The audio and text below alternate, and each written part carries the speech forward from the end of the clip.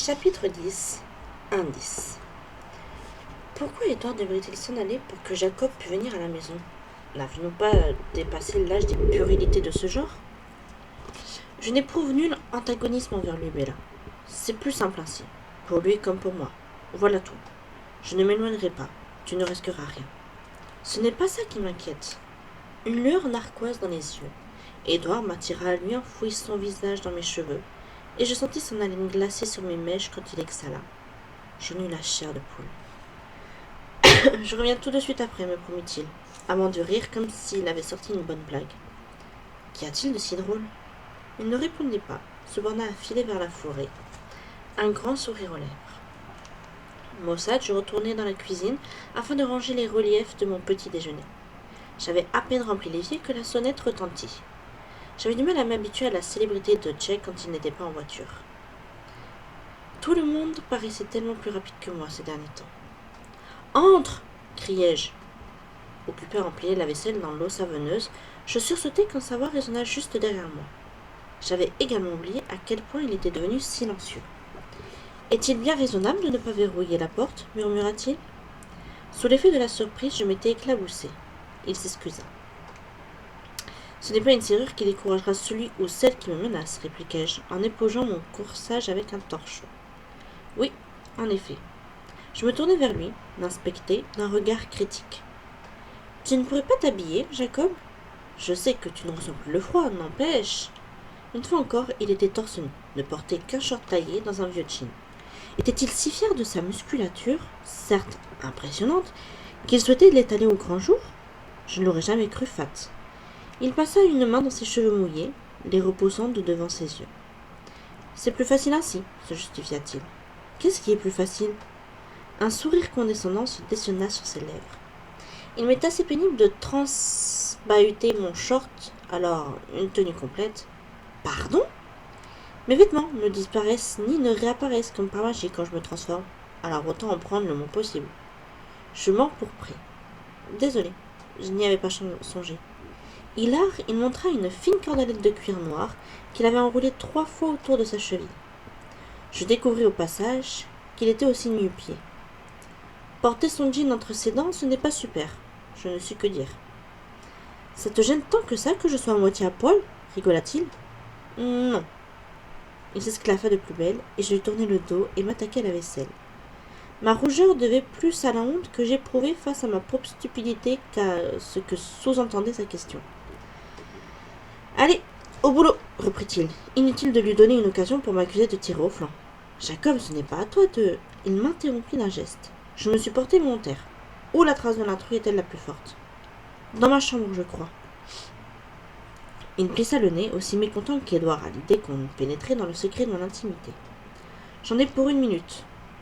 Je me mis à frotter méticuleusement l'assiette que je tenais. Seul crissaient les poils de la brosse sur la céramique. Je tendis l'oreille à l'affût d'un bruit, en provenance de l'étage. Plancher qui craque, serrure qui cliquette, en vain. M'apercevant que je lavais la même assiette depuis un moment, je me ressaisis. Ouf, lança soudain Jacob dans mon dos. Une fois encore, je tressaillis en provoquant une grande gerbe d'eau. Flûte, Jake, arrête de me flanquer la frousse comme ça. Excuse-moi, tiens, laisse-moi t'aider. Tu laves et je rince, et j'essuie.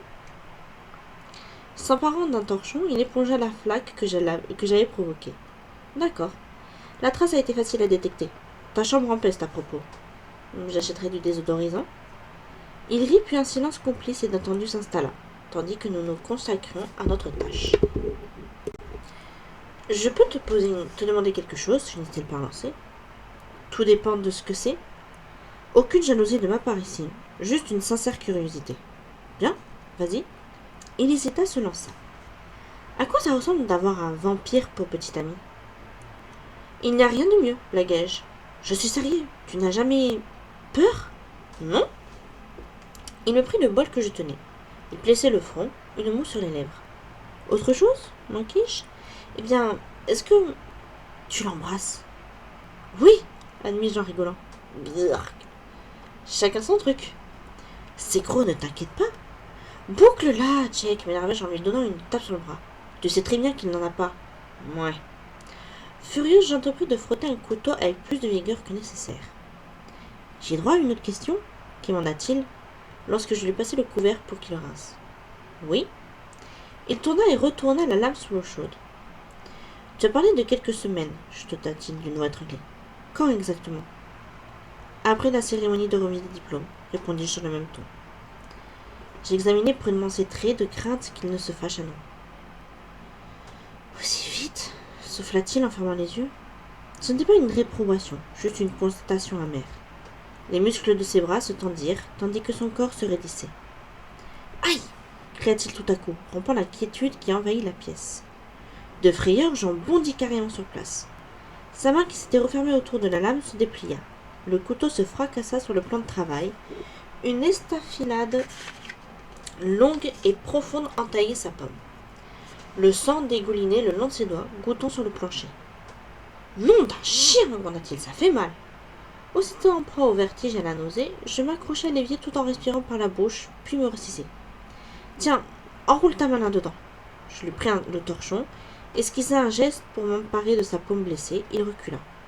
Ce n'est rien, tu rigoles, protestai-je faiblement, tandis qu'autour de moi les contours de la cuisine vacillaient. M'ignorant, il passa sa main sous le robinet, l'eau vira au rouge, la tête me tourna. J'inhalai profondément. Bella? Je levai les yeux sur lui, il était calme. Quoi? J'ai l'impression que tu vas tomber dans les pommes. Arrête de te mordre les lèvres, détends-toi, respire, je vais bien. J'obtempérai. Inutile de jouer les fiers à bras, marmonnai-je. Il poussa un soupir agacé. Viens, insistai-je, je te conduis aux urgences. Je pensais être en mesure de prendre le volant, les murs avaient cessé de trembler. Pas la peine. Fermant le robinet, il s'empara du torchon qu'il serra autour de sa pomme. Attends, protestai-je, laisse-moi regarder. Aurais-tu un diplôme de secouriste dont tu ne m'aurais pas parlé? Je veux seulement voir s'il faut que je pique une crise pour t'emmener à l'hôpital. Pitié, pas de crise, se moqua-t-il. Si tu ne me montres pas ta blessure, tu y auras droit sûr et certain. Bon. Cette fois, il m'autorisa à saisir sa main. Je l'examinai, allai jusqu'à la retourner. La plaie s'était transformée en une ligne rosâtre, vaguement boursouflée. Mais tu saignais tellement, murmurai-je décontenancé. Je guéris vite, ronchonna-t-il en s'écartant, ses yeux sombres fixés sur moi. C'est peu dire. J'avais vu l'estafilade, le sang dont l'odeur aux saveurs de rouille avait failli m'expédier dans les vapes. Elle aurait dû nécessiter des points de suture. Elle aurait dû mettre des semaines à cicatriser et à devenir la marque rose qui paraît sa peau à présent. Je suis un loup-garou, lâcha-t-il avec un sourire tordu.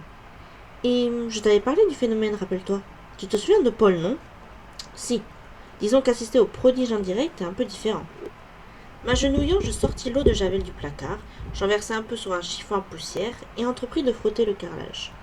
L'odeur puissante du produit finit de m'éclaircir les idées. Donne ça, je m'en occupe, proposa Jacob. T'inquiète, mais plutôt le torchon dans la machine à laver, s'il te plaît. Le sol lavé, je m'attaquai au contour de l'évier, puis lançai un programme court pour le torchon. Là aussi, je fus généreuse avec la javel. Tu es maniaque ou quoi? Râla Jacob. Peut-être un peu. J'avais une bonne excuse. Nous sommes sensibles aux odeurs de sang dans les parages. Tu peux piger ça, non? Oh, grogna-t-il en fronçant les sourcils. Je préfère rendre les choses les plus simples possibles. Édouard fait déjà beaucoup d'efforts. Oui, oui. Retirant la bombe, je vidai l'évier de son eau sale. Puis-je te poser une autre question, Bella? Je soupirai. À quoi ça ressemble d'avoir un loup-garou pour meilleur ami? Prise au dépourvu, j'éclatai de rire. Cela t'angoisse-t-il, insista-t-il? Non. Et quand le loup-garou est gentil, c'est formidable. Son visage se fendit d'un large sourire, dévoilant des dents éclatantes. Merci, Bella. Sur ce, il me serra dans une de ses étreintes à vous étouffer. Aussitôt après, il me relâcha et recula d'un pas. Pouah, marmonna-t-il. Tes cheveux empestent encore plus que ta chambre. Excuse-moi, murmurai-je en comprenant soudain pourquoi Édouard avait eu l'air si content de lui avant de quitter les lieux. C'est l'un des nombreux inconvénients liés à la fréquentation des vampires. Tu sens mauvais, mais bon, c'est un détail par rapport au reste. Je ne sens mauvais que pour toi, Jacob, m'emportai-je. À bientôt, Bella. Tu t'en vas? Il n'attend que ça. Je l'entends dehors. Ah, je passe par derrière. Et tu crois pouvoir venir à la Pouche aujourd'hui? Soirée feu de camp. Émilie sera là. Tu rencontreras Kim et Quill a envie de te revoir. Il est plutôt vexé que tu aies découvert avant lui ce qui nous est arrivé. Cette réflexion me fit sourire à mon tour. J'imaginais très bien l'agacement de Quill à l'idée que la vieille copine humaine de son ami eût été au courant alors que lui se posait encore des tas de questions. Je ne suis pas sûre, Jack. La situation est un peu délicate en ce moment. Un peu de sérieux, personne n'oserait défier six gars comme nous. Son hésitation me parut bizarre, comme s'il avait tout à coup du mal à prononcer le mot loup-garou, de même que je n'avais à prononcer celui de vampire. Ses yeux étaient suppliants. Je vais essayer, cédai-je sans beaucoup d'optimisme. Il est aussi gardien de prison à présent. La semaine dernière, j'ai vu un reportage aux infos sur les abdos brimés et... Ok, le coupai-je en attrapant son bras. Il est temps que le loup-garou décarpisse. Salut Bella, se marra-t-il. N'oublie pas de demander la permission. Il fila avant que j'aie le temps de lui jeter un objet à la figure. Et je me retrouvai seule dans la pièce, à enguirlander le vide. La seconde suivante, Édouard entra lentement dans la cuisine, les gouttes de pluie formant des diamants dans sa chevelure cuivrée. Il paraissait sur ses gardes. « Vous êtes-vous disputé, s'enguit-il » Je me précipitai vers lui. « Je suis là, chuchota-t-il en m'enlaçant. Est-ce une manœuvre de diversion ? Efficace. Je me suis pas disputé avec lui, m'offusquai-je un peu chamaillé. Pourquoi ? Je me demandais si tu l'avais poignardé. Non que ça me dérange. Du menton, il désigna le couteau posé sur le plan de travail. Flûte ! Et moi qui croyais avoir tout nettoyé. Échappant à son étreinte, je m'empressai de poser le couvert dans l'évier et d'y verser de la javel. Je ne l'ai pas agressé, expliquai-je. Il a juste oublié qu'il tenait une lame. Alors ce n'est pas aussi drôle que ce que j'avais imaginé. Sois sympa. Tiens, annonça-t-il en tirant une grosse enveloppe de sa veste. J'ai relevé ton courrier. Bonne nouvelle ? À mon avis, oui. Soupçonneux, je m'emparai de la lettre qu'il avait pliée en deux. Tout en l'ouvrant, étonné par le poids du papier coûteux, je déchiffrai l'adresse de l'expéditeur. Dartmouth, c'est une plaisanterie ? Je suis certain que c'est une acceptation de ta candidature. J'ai reçu un courrier identique. Nom d'une pipe, Édouard, qu'as-tu encore fait ? Juste envoyer ton dossier. Je ne suis pas suffisamment brillante pour entrer à Dartmouth, mais je ne suis pas idiote non plus. L'université semble penser que tu es digne d'intégrer ses rangs. Je comptai lentement jusqu'à 10.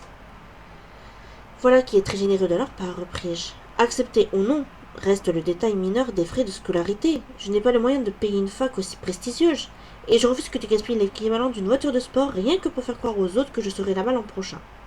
Je n'ai pas besoin d'une voiture neuve. Et tu n'es pas obligé de feindre. Une année d'université ne te tuera pas. Si ça se trouve, tu aimeras ça. Réfléchis, Bella. Imagine la joie de Charlie et de René quand sa voix de velours était irrésistible. Naturellement, mon père exploserait de fierté. Personne à Fox n'échapperait à l'exposé de sa satisfaction. Quant à René, elle serait folle de bonheur, même si elle affirmerait qu'elle s'y attendait. Je chassai cette image de ma tête. Je ne suis déjà pas certaine de suivre au bac, Édouard. Encore moins à l'été ou à l'automne. Il ne t'arrivera rien, me rassura-t-il en m'enlaçant d'air chef. Tu as la vie devant toi. J'ai l'intention d'expédier mes économies en Alaska demain, objectai-je. Je n'ai pas besoin d'autre alibi. Juneau est assez loin pour que Charlie n'espère pas une visite avant Noël, et j'aurais inventé une excuse d'ici là pour y échapper aussi. Tous ces secrets et ces mensonges sont vraiment pénibles, tu sais. On s'habitue, rétorqua-t-il en se raidissant. Au bout de quelques décennies, tout le monde est au courant de ta mort. Problème résolu. Je tressaillis. Désolé, j'excusa-t-il aussitôt. C'était inutilement dur. Mais vrai. Si je résous la situation actuelle, aurais-tu au moins l'obligeance d'envisager de patienter ? Non. Toujours aussi têtu. Oui. La machine à laver s'emballa avant de s'arrêter, déséquilibrée parce que je n'y avais mis qu'un seul torchon. Imbécile d'engin, marmonnai-je, en échappant à Édouard pour la relancer.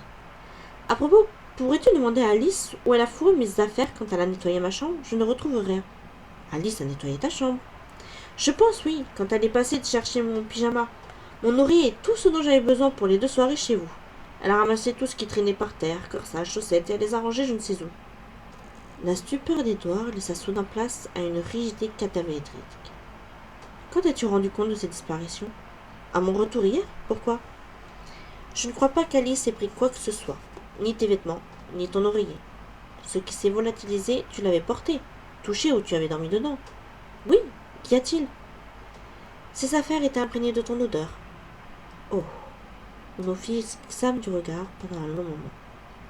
Mon visiteur, finis-je par murmurer. Il rassemblait des traces, des indices, afin de prouver qu'il t'avait trouvé. Pourquoi? Aucune idée, Bella, mais je te jure que je vais le découvrir. Compte sur moi. J'avais appuyé ma tête contre son torse et perçu les vibrations de son téléphone. Fourré dans sa poche intérieure, il s'en saisit, identifia le numéro de son correspondant. Exactement, celui à qui j'avais envie de parler, marmotta-t-il. Allô, Carlyle? Il s'interrompit et écouta concentré. D'accord, je vais vérifier. Écoute, il expliqua à son père ce que je venais de lui apprendre. Visiblement, Carlyle n'était pas en mesure de nous aider. J'irai peut-être, conclut-il. Pas sûr. Ne laisse pas Emmett y aller seul, tu le connais. Calice garde l'œil ouvert. Nous essayerons d'éclaircir ça plus tard. Refermant le mobile, il me demanda où il était le journal. Je ne sais pas pourquoi.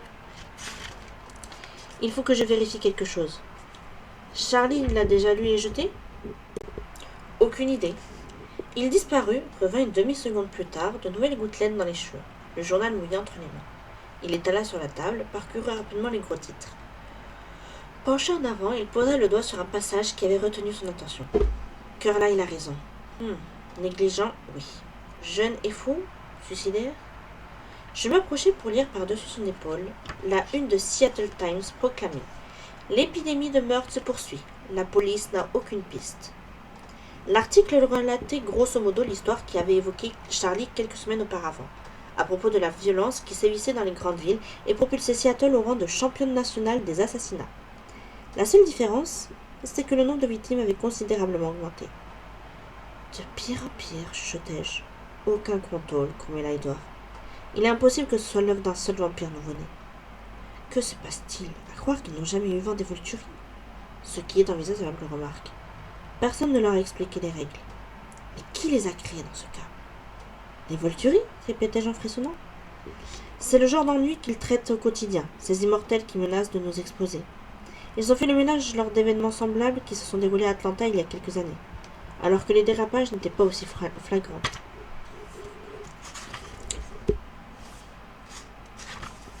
Ils ne vont pas tarder à intervenir, très vite.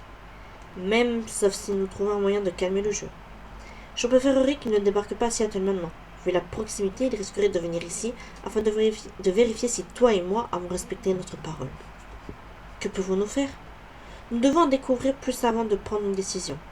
Si nous réussissons à discuter avec ces jeunes, à leur expliquer nos lois, les choses s'arrangeront en douceur. Il plissa le front, peu convaincu apparemment. Attendons qu'Alice ait une meilleure idée de ce qui se passe.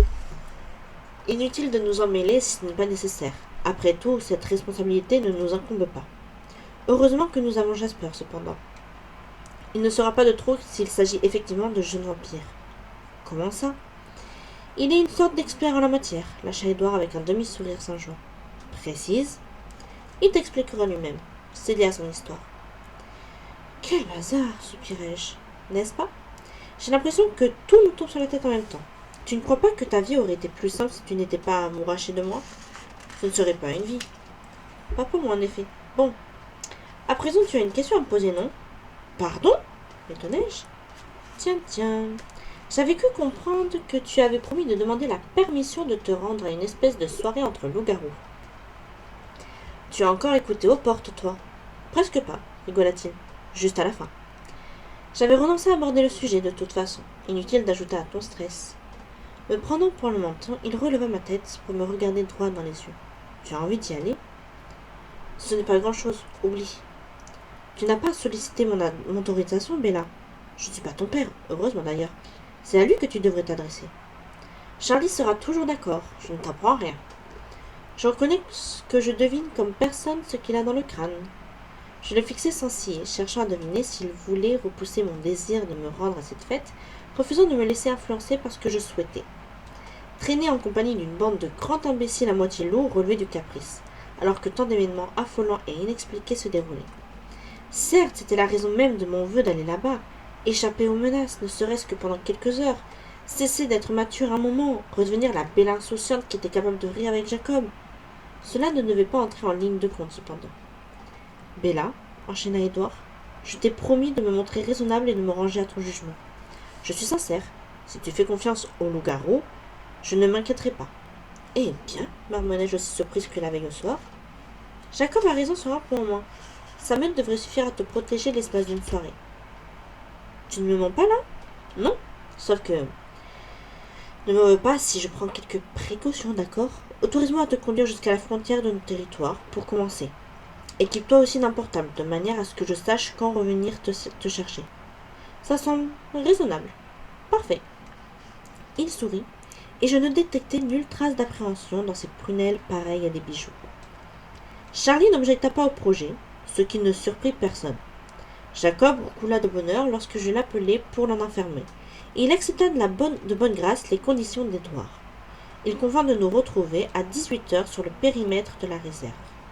Après mûre réflexion, j'avais décidé de ne pas vendre ma moto et de la rapporter à la Pouche, l'endroit où elle devait être d'après moi. Lorsque je n'en aurais plus l'usage, je persuaderai Jacob de s'en séparer. Qu'il la cède ou l'offre un ami, cela ne me concernait plus. Autant profiter de la soirée pour ramener l'engin au garage de mon ami. Je n'étais pas d'humeur à remettre au lendemain les tâches qui m'incombaient, y compris les plus anodines, dans la mesure où chaque jour prenait des allures de dernière chance.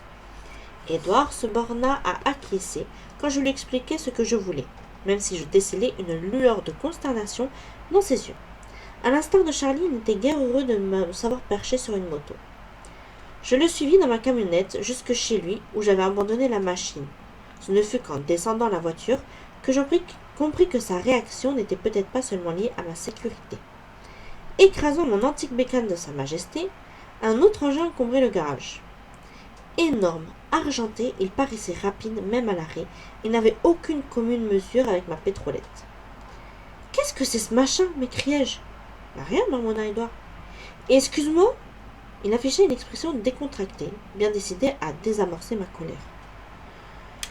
Comme j'ignorais si tu me pardonnerais à ton ami, et comme je me demandais si tu aurais envie de faire de la moto, j'ai pensé que je pourrais t'accompagner, au cas où. Tu sembles aimer cela. Tu m'aurais semé sur place. J'aurais maîtrisé ma vitesse. Tu te serais ennuyé. Bien sûr que non, puisque j'aurais été avec toi. Il me sourit, tentant de me dérider tandis que je me mordillais les lèvres. Admettons, m'écriai-je. Juste un truc. Cependant, si tu avais estimé que je roulais trop vite, si tu avais craint que je ne perde le contrôle de la machine, comment aurais-tu réagi? Et Lisetta chercha la réponse adéquate. Or, je la connaissais, déjà. Il se serait débrouillé pour me sauver avant qu'il m'arrive un accident.